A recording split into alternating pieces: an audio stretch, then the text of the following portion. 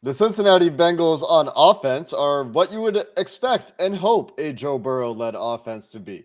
Unfortunately, this is the worst defense of the Joe Burrow era. Let's break down what the film tells us.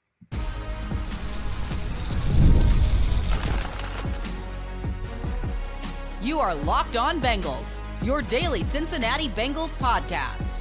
Part of the Locked On Podcast Network, your team every day. What up, Bengals fans, and welcome to another episode of the Locked On Bengals podcast. I'm your host, Jake Liscow, along with your host, James Rapien, joined today by Mike Santagata, our weekly film guest here on Locked On Bengals, part of the Locked On Podcast Network, where we cover your team every day. We're on YouTube. We're everywhere you get your podcasts. If you're new to the show, you can subscribe. It makes it very easy to keep up with everything going on with your Cincinnati Bengals. And welcome back to the everydayers. Welcome back to those of you who make us your first listen, looking for the film-based takeaways from the Bengals Week 5 disaster loss at home to the Baltimore Ravens. Today's episode is brought to you by Gametime, where you can save $20 on your first purchase of tickets with promo code LOCKEDONNFL in the Gametime app. We're going to start with some positives today. We did not spend a whole lot of time on positives after the game. Hopefully, understandably so. But on the offensive side of the ball, the Bengals score 38 points. They don't get it done down the stretch, but Joe Burrow plays his best game of the season. They're pushing the ball down the field. Jamar Chase and T. Higgins look like Jamar Chase and T. Higgins. The stars of the offense were really good. Mike, when you watch the Bengals passing offense against a Baltimore defense that gave Joe Burrow issues the first time they played last year, and Mike Macdonald generally over the years giving Joe Burrow issues, what were your takeaways watching Joe Burrow run things against Baltimore? I mean, the biggest difference to me was they still played not to the same level, but they still tried some of those split field coverages. And Joe Burrow was very willing to push the ball down the field. If you could think of the past 3 games, I mean, his average depth of target in one of those games was under 4, but it was usually like 5 yards. It just felt so condensed. Everything felt so tight. And even when he's operating well, like in the game before he injured his wrist, it was 5 yards here, 8 yards here. Maybe a 10-yard is like their version of like an explosive pass play down the field. Just didn't really look for those deep shots. This game, they made it a priority to push the ball down the field, look for deep shots, get him some opportunities to push the ball down the field. And he actually missed one of those to Higgins, but it was another one. It was a split field look, and that quarter safety isn't doing anything against a wheel route. So just throw the wheel. You got him one-on-one. Is what it is on the miss. He was awesome in the game, so I'm not going to hold that against him too much. Hit some awesome shots while getting blasted as well, pushing the ball down the field. On the Josivas deep ball down the right sideline, I mean, he just gets tattooed on that and still puts it up 45, 50-ish yards right into the bucket down the sideline on the sideline, because it's the only place he could put that ball. So to me, the biggest difference was the willingness to push this ball down the field. Yeah, they had some one-on-one wins with T. Higgins and Jamar Chase, and those guys are amazing. But I don't want to diminish what also was done in not one-on-one opportunities, because it wasn't just iso ball, just keep picking on a corner against T. Higgins or Jamar Chase. There was a lot of actually pushing this ball down the field, trying to work the safeties, which is something I don't think that they did when this was a Mike Macdonald defense. Mike, the offense really got going when Burrow, it felt very 2021 like. Burrow finds Jamar Chase late in the second half for a touchdown, deep touchdown, 41 yards, I believe it was. And he gets hit on that one pretty good as well. Take us through that play. What'd you see on film? Because that kind of jump-started the offense, and they scored on 4 straight possessions after that, scored touchdowns. That was a big post from Jamar Chase. So he's running like 20 yards down the field. He puts a little sauce on it. He makes it look like he's going to stem vertical and kind of almost gives a fake back as if he's going to end up running a corner, like this is a sail concept or something, and then cuts. And Marcus Williams, the safety, is completely turned around, going the wrong direction, makes it an easy throw for Burrow, relatively, like not tight coverage, easy throw, but still getting blasted while making the throw because of the protection on those plays when he thinks to develop deep down the field. And that, to me, I think that we talked a bit about how he doesn't really throw that alert post on sale, and, posts are just something he hasn't thrown that much. It was a post, big post that he threw. And big post, I mean that he's kind of going all the way across the field horizontally to go with about 20, 30 yards downfield before he makes that break. And he's thrown the big post before, because that was also the same concept, not the same exact concept, but the same route that he threw against the Cardinals deep down the field when everybody thought like, oh, Joe Burrow might be back, because he just threw one like 60 yards down the field to Jamar Chase. And I do think that kind of jump started it all. It felt to me like Jamar Chase got to be the explosive play of this game. Not to say he wasn't getting the 10 yards to keep the chains moving, but it felt like T. Higgins was kind of like that, just keep the offense humming type of thing. When he gets it, he got plenty of one-on-one opportunities because teams still play the Bengals with a lot of cloud or bracket to chase, and Higgins just against their best corner, in this case Marlon Humphrey, and at times it was against Brandon Stevens, just based on how the defense lined up, but a lot of Marlon Humphrey, and he was winning against him to keep the offense generating, just keep that pushing down the field, and then you just get the backbreaker to Jamar Chase, either deep down the field like that big post, or the little flare screen that he took for 70 yards and a touchdown.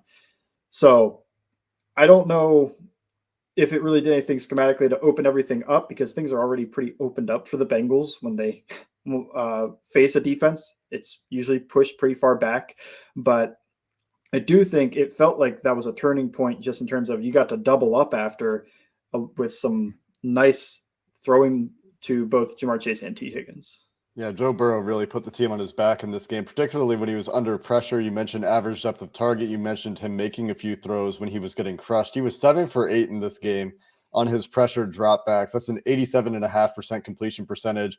He averaged 19.9 yards per attempt under pressure, which is a very absurd number. Had one of his 5 touchdown passes under pressure. His average depth of target when he was under pressure, 18.9 yards downfield, which is a pretty crazy thing to consider. Like, a lot of times when you're under pressure, you're checking the ball down right at the line of scrimmage. No, Joe Burrow under pressure in this game, really carried probably largely by those 2 deep balls we talked about, one of them to Jamar Chase, one of them to Andre Yosevach, both of them awesome throws, really pushing the ball downfield on average when he was pressured in this game. And the other thing that was noteworthy, as you're discussing, Mike, just from a stats perspective to back that up, they're pushing the ball downfield more. He had 13 attempts pushing the ball downfield out of his 39 charted attempts by Pro Football Focus. He was 9 of 13 on those attempts, 2 for 3 on deep passes, missing the one to T. Higgins that you mentioned, but hitting on the 2 others that we've talked about. He was 7 for 10 in the intermediate part of the field for 10.5 yards per attempt. Those are all really high efficiency rates for those parts of the field where you tend to have lower efficiency targets and a lower rate of success. Joe Burrow, though, against this defense in the past, has been a tick off. And in this game, and we can talk about his interception, the one bad rep if we want to in a bit, he seemed to be once again at that high level of control that we've seen from him for the last 2 games. Those against bad defenses. The Ravens, I don't think, are a bad defense. What did you see from Burrow from a pre-snap perspective, the ability to get into the right pre-snap configuration against what he was seeing? Yeah, it felt pretty common for what he's done. You could see one of the things you could look for is just when he's moving the backs and the tight ends around and just kind of yelling out anything that has an L or an R in it. Like that. Those are where you're looking for when you're talking about changing the protections pre-snap. Wasn't 100% sure if he changed a lot of the routes or anything, but you could hear him kill plays. It feels like he's just operating in control. It kind of goes unnoticed until you watch sometimes some other, probably younger quarterbacks who aren't making these same calls. Or maybe they don't have the freedom to make these calls. But yeah, he is in complete control to change around the offense to make it work. And I do think that it wasn't a game that I go back and I think like that's a game that I could look to as one of Burrow's best pre-snap games. But I do think when your standard of operations for pre-snap is being able to always get to the right protections and right play call, that's pretty nice, even if it's not being tested a ton to me. We have a big injury to discuss, unfortunate season-ending injury. We will get to that. We will get to the defense. We wanted to start with the positives. Joe Burrow, positive. Jamar Chase, positive. The negatives, well, it's injuries and defense. We'll do that coming up next. This episode of Locked On Bengals is sponsored by FanDuel. And with the NFL season starting, you might be looking for a big return on your sports bets. FanDuel, America's #1 sports book, makes that more accessible than ever. When you get into the middle of a game, you got a new hunch, you can check the stats, you can check out the live play-by-play all in one place. You can get more information where you place your bets, and you'll get $200 in bonus bets guaranteed when you place your first $5 bet. The Bengals still favorites on the road for Sunday Night Football in New York this week, 3.5-point road favorites. So if you think the Bengals are going to bounce back and get on their winning ways against a football team that could give them some issues, let's be honest, but a team where we thought they would win that game in the preseason, FanDuel will make that so easy. You can check it out right now and get those $200 in bonus bets guaranteed with your first $5 bet right now at FanDuel.com.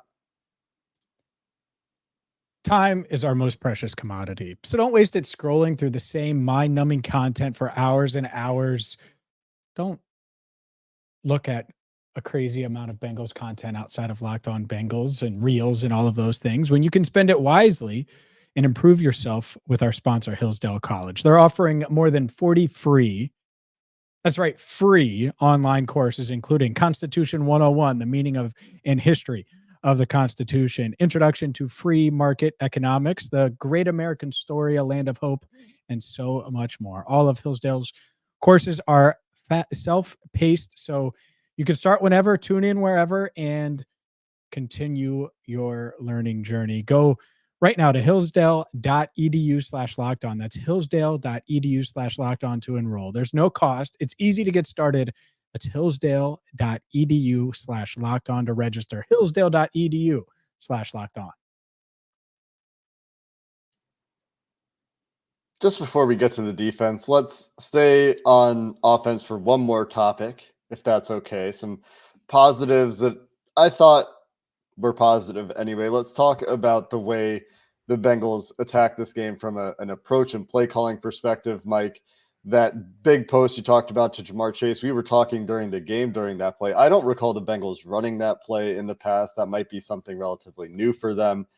Yes, we spent a lot of time yesterday talking about the overtime decision to run the ball 3 times in a row. But overall in this game, Mike, on the way to 38 points, from an offensive approach and play calling perspective in terms of attacking weaknesses in coverage and getting to the right route concepts, what did you see from the Bengals passing offense? Yeah, I don't think they ran that specific play before. And it's really good design because it's 3-by-1, but the one is a tight end. And that tight end is just kind of there, hopefully occupying the safety, or not the safety, in the corner, because they're in cover 3. So on that side of the field, there's a corner playing the third, which the Bengals did this too, and it went terrible. But so he does that. And that allows Chase to be free against the safety and push the ball downfield on that big post. And then you have like another deep route that's, you could throw it. It's just really to occupy the other third. It's just a perfect play call for that situation to get Jamar Chase isolated against a safety, because I don't think the safeties want to be isolated against Jamar Chase or any high-end wide receiver. They're back there theoretically, but, it's great to draw it up on a chalkboard how it's going to be drawn out. But when you have Jamar Chase sauce and you have 20 yards downfield, it's a little bit more threatening. I thought they kind of got to like their greatest hits. They're running some of the stuff that's always worked. A lot of slant routes, a lot of drag and lion, which this actually we did talk about. It's like I can't complain about dragon or lion in the low red zone anymore because it worked for 2 touchdowns to T. Higgins, because it's not really a play that you generally run in the red zone, but they must have seen something in the low red zone close to the end zone there. But they must have seen something that made them think these were available on film, and they were both in zone and man when they got in those situations for Higgins. Dragon being, by the way, just to slant interject, flat. the slant flat, lion being the double slant, the slant flat, think of Chase Brown's touchdown, the double slant, think of like T. Higgins' touchdown. They're killing the Ravens on slants the entire game until the interception. Just wanted to clarify those concepts. Yep, neither. Yeah. But quick game, it shouldn't work, but it did. They must have known. I thought they really just got to like I said, the greatest hits. They also ran, it's Bo in the Shanahan world, but it's got a bunch of different names. It's just, you sit a guy down in front of the zone defender and you run a little in route behind it. And when the guy comes up, you throw the in route. If he stays back, you throw the little sit. And then they also got to their isolated stuff. where I'm talking about like the stop routes on the outside, just run 8 yards, turn around. And these are physical stop. That sounds great, but these are physical routes because Marlon Humphrey and all these guys are trying to jam the heck out of T. Higgins when he's running these, but he's winning on them, out routes. And it just felt like a great mixture of like the greatest hits of the Bengals past, along with a little bit of this new 12 personnel, run the ball, get some play action, deep shot evolution in there as well. You can think of the Yosivas play. I mean, that's also kind of a great assist, just throw a go ball down the sideline, no matter what the coverage is, just because I'm Joe Burrow and I could fit this anywhere I want to because pinpoint accuracy. Yeah, that's basically what I saw. It wasn't that different. It's not like I came in this game, I was like, whoa, what's that concept? What's that? It's like they're running a lot of the staple stuff, which is normal. That's what you rep the most and you're going to feel the most comfortable with. But they also mixed in a little bit of some new stuff to push that ball. And remember, another dig being thrown to Jamar Chase, just plenty of stuff in there that just goes like, okay, like maybe they've run this before, but it hasn't been a key part of the offense mixed in with, yeah, we've got Jamar Chase and T. Higgins, and they are awesome. So let's isolate them and try to get some wins that way too.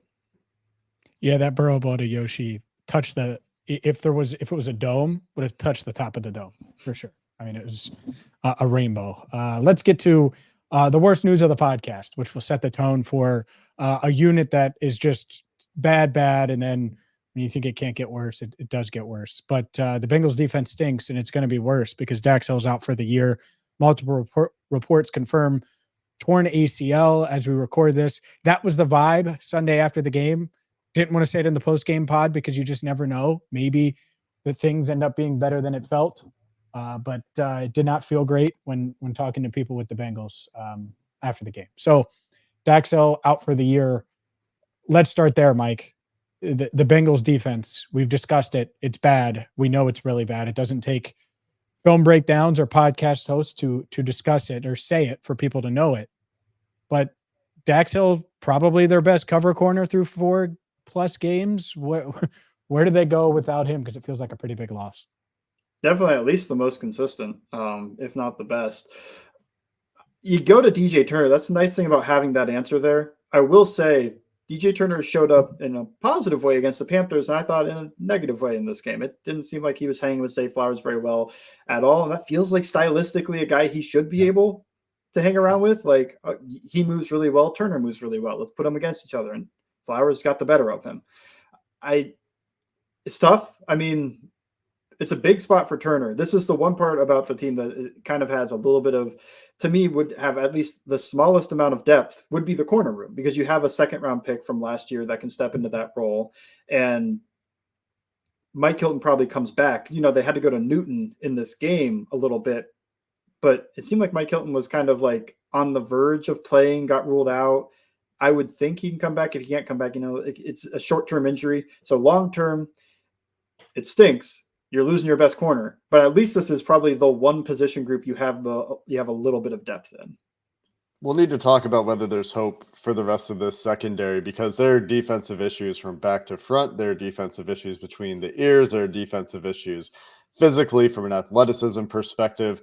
We'll continue on the topic of this disaster defense and a trend that is worryingly continuing in the negative to finish up the show coming up next. Today's show is brought to you by Gametime. The Bengals play on Sunday Night Football, and maybe, like me, you will join me in New York to watch the Bengals play on Sunday Night Football. And maybe you're thinking about going, maybe even have your plane ticket booked, or you live close, so you're going to make the trip and drive there, but you don't have a ticket. That's why you got to get to Gametime. Gametime is the fastest and easiest way to get tickets to all of your favorite live events, from NFL to NBA, which is right around the corner. Maybe you want to watch some playoff baseball, which, well, we don't know what that's like in Cincinnati. Gametime is the place to go. And whether it's their panoramic views that give you awesome views of your seat that show you exactly what you're going to get, to their all-in pricing, take the guesswork out of buying tickets with Gametime. Download the Gametime app, create an account, and use code LOCKEDONNFL for $20 off your first purchase. Terms apply. Again, create an account and redeem code LOCKEDONNFL. Locked On NFL for $20 off. Download Gametime today. What time is it? Gametime. Guys, on the defensive side of the ball, it is a mess. And we've seen it against good offenses really for the last few weeks, and then the Panthers. But on the topic of the secondary, losing Dax Hill, obviously a blow there. Cam Taylor-Britt, still a bit of a mixed bag. He had a couple nice plays in this game. He also got beat deep. The safeties are verging on, if not already, an unmitigated disaster. Mike, when you look at this secondary, is there reason to believe that it will be better? I mean, we've got communication issues. We've got slow safeties. It seems like it's a lot to ask for these guys to get better. I mean, for me, no. My hope was kind of Jordan Battle. He gets in there and he gets cooked too. I'm like, oh, dang, First man. Play. They First got no play. answers. Yeah, even my cope's gone. Like, I don't think I'm going to cope about the 7th round safety to be the answer to this defense. It's tough. Yeah, the safeties are a disaster right now. And we could talk I kind of mentioned it earlier. The Bengals run a cover 3 look against another formation where you only have tight ends to one side of the field. So they use Von Bell as the deep third player there. Great in theory. Draw it up on a chalkboard. A go route from a blocking tight end should not beat that. And yet, you see Charlie Kolar run down the field as their third tight end, mostly a blocker, and outrun Von Bell up the sideline for a huge gain. How's that? I mean, against a linebacker, sure, but Bell just looked like he was running in mud. And that's tough because the other end of that is Geno Stone doesn't look very athletic either. He's not giving them the support that you're looking for. And then this is all supposed to be because the communication was so bad last year from the safeties. There's still miscommunications and missed assignments everywhere. I mean, and not even just from young guys. You can think of the play where they ran where the Ravens had a shallow against a 0 look. They got some hot droppers, but it's still 0. No safety over the top. Cam Taylor-Britt is pointing. I'm passing this off. To who? Nobody picks it up. And he's just running right up the sideline. Easy. Just easy stuff. And then you end up with Cam Taylor-Britt trying to take the running back. So maybe you're supposed to pass him to Von Bell. I don't know. One of those two is wrong there. And I'm getting to the point where I don't really care who's wrong. Another play, Tampa 2. This is the green dot of the defense and the captain of the defense. They drop to the same zone, and it's only an 11-yard gain, whatever. But, yeah, there's a wide open void in the zone because they ran Tampa 2. There's no weak hook defender. Just such easy stuff for Lamar Jackson. Just like, why are there two guys pole running down the middle of the Tampa 2 and nobody on the weak side? Just dump. Easy. 11 yards. Like, you can't be having these type of breakdowns, and they're not even from the young guys. They're from the vets, the guys that you would trust the most to be in the right spots. You're still not getting correct assignments done. You're still not communicating well enough, apparently. So I'm lost on what is the answer for this because I don't really have one on the back end. The pass rush is still a disaster. So that's not getting better. The one thing you could point to is that they stopped the run pretty well in this game. They got into a 4-4 at times, like the 85 Bears to stop the run with Muman Jong-Meta put into the game with 4 defensive linemen and Akeem Davis gave. They had a corner off the field. It was Von Bell, Geno Stone, Cam Taylor-Britt, and a 4-4 up front. I don't know the last time I've seen the outside of goal line situations. They were doing it at midfield. So, yeah, they stopped the run, but at what cost? Yeah, it's Lou trying to figure it out, right, and piece it together. And the mad scientist part of it isn't sciencing. I was going to say scientisting, but neither one is working. And that's how well the safeties are playing. Look, the safeties stink. That's the part. Like, Sam Hubbard's taking a ton of criticism. Fine, get it. Who knows how hurt he is or not hurt. The pass rush, we knew that was going to be a weakness. We did. Coming in, we were like, yeah, it's Trey Hendrickson and then who? And maybe Myles Murphy emerges.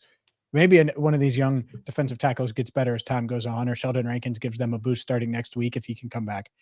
But remember, it was like Geno Stone, the communication. He's going to be able to cover so much ground and be this ball hawk on the back end. Ball hawk? Can you just get near Isaiah Likely, a tight end that you should be able to keep up with in a situation where there's no way the Ravens should score a touchdown there on that play after Lamar Jackson bobbles the ball and Sam Hubbard stiff-armed into the ground? It still shouldn't have been a touchdown. And yet it was. Like, safety-wise, I really do wonder Tyson Anderson runs a sub 4.4. Like, you got to get some kind of speed out there. And Jordan Battle's 4.5 guy. Geno Stone's not fast. Von Bell, you mentioned it, cinder blocks. So maybe that's the route. Maybe they mix in Jordan Battle a little bit more. You say he only had 8 snaps. You give him some snaps. And you look at a guy like Tyson Anderson, who did make plays last year in the preseason when he had his opportunities at free safety. This is what we're talking about. We're talking about Tyson Anderson. We're talking about Dejon Anthony. We're talking about Jordan Battle. We're talking about. Can he be worse than Geno Stone? Can Tyson really be, like, honestly? Like, I've seen him tackle. 5 safeties on this team. They kept 5 safeties on this team. And we're talking about the safeties again. Maybe Mike and I were talking about this after the game. Maybe this is a defense that just needs a Jesse Bates level safety to function. And if that's what you need in your defense for you to be a functional defense, your defense probably isn't very sustainable, for one. And 2, you probably should have kept Jesse Bates.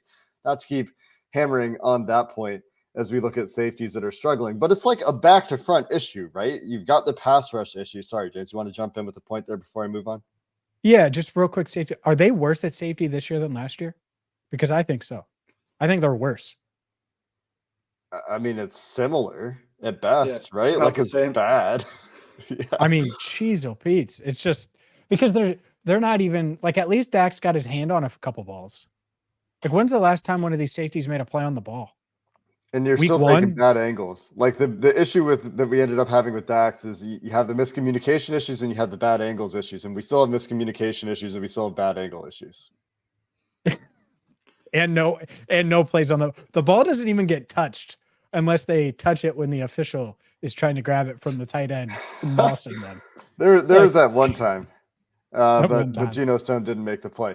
But where I was going was you've got these issues throughout the defense, right? Like, we haven't even seen a good game from Trey Hendrickson really since the Chiefs game. He's been Trey Hendrickson, but he's been going against some better tackles. He hasn't been winning. He hasn't been single-handedly putting the defense on his back. And when that doesn't happen, he's been dealing with some injuries too. You look at his snap counts, it seems obvious that he's not playing as much as he would if he were fully healthy, I believe. But we don't know anything about that for sure. He's not been on injury reports. But when you have consistent issues of safety, you've got consistent issues tackling, you've got consistent communication issues, even with your veterans, you don't have a pass rush, you have to sell out to stop anything, which is why I think they can get a stop here or there for one play, but can't tie things together. There are times where Lou has put his defense in a position to sell out to stop a thing, and they can do it on a play. But if you don't guess right the next play, well, that's a first down for the offense. And so when you have these issues, and some of them persistent year over year, at that point, I guess I wonder, Mike, from your perspective, are they still calling the right things? Like, is Lou putting guys in positions where they should be able to make plays and the guys just aren't making plays in your mind? Or is this an unmitigated disaster all the way to the top and we're getting into bad looks, we're gambling too much, we're pressing in terms of play calling, and then the players also are missing tackles and not winning their one-on-one assignments? It feels to me like it usually starts with the former, where they're in the right position, and then there's just some type of communication, misassignment, et cetera, issue. And then sometimes you talk about players pressing. It does feel like Lou is just searching, scrambling for some type of answer. They ran a 3-3 nickel at one point to try to get Akeem Davis-Gaither for some extra speed on the field. That didn't work. They, talked about the 4-4. It's just they're getting all these different looks, and yeah, they're running coverages out of it that aren't crazy. They're running, your standard zone coverages for the most part, 2 and 4, 6, etc. A little bit of man mixed in there as well, but not so much against Lamar Jackson because you like to keep eyes on him. And then they're trying to blitz a lot too. And I feel like the blitzes came at a weird time too, because it was right before the Bengals got the ball back for what was supposed to be the put away drive. But why aren't you just like shelling them? Just keep everybody back and just make the Ravens take as much time as possible to work down the field. It felt like they were trying to finally get to an answer of a pass rush and blitz him. It just felt like the wrong time to me. And that just, to me, kind of looked at like I don't think Lou's a bad play caller, but he doesn't have any answers with this defense. One point I want to make here is we watched 2 eligible offensive linemen catch touchdowns in back-to-back weeks. It was essentially the same play that got Isaiah Likely just butt naked in the end zone to catch his touchdown too. How is that 3 times in 5 weeks that it's just a play action from about the 1 yard line and everybody just, like you're talking about, sells out? Yeah, it's like you just Everybody, if it's a run fake, just pile in there. Corners, safeties, whoever. You're on the outside, you have no shot of making this tackle, get in there. And nobody watches the tight end leak out into the end zone for an easy touchdown. If there's one thing I think we can all agree on, listeners, viewers included, no one wants to see Isaiah Likely butt naked. No one. On that note, we will wrap up a podcast in which we have praised Joe Burrow and lamented the defense that looks answerless, looks hapless, and needs badly to turn around if the Bengals are going to have any hope of salvaging this season, which is already a very difficult task. We were joined today on Locked On Bengals by Mike Santagata. You can find him at Bengals_stands on Twitter, writing for Bengals Talk on Sports Illustrated, podcasting at It's Always Game Day in Cincinnati if you're looking for more of Mike's content. Until next time, Bengals fans, that's going to do it for this episode of the Locked On Bengals podcast. Take care of yourselves and have a good one.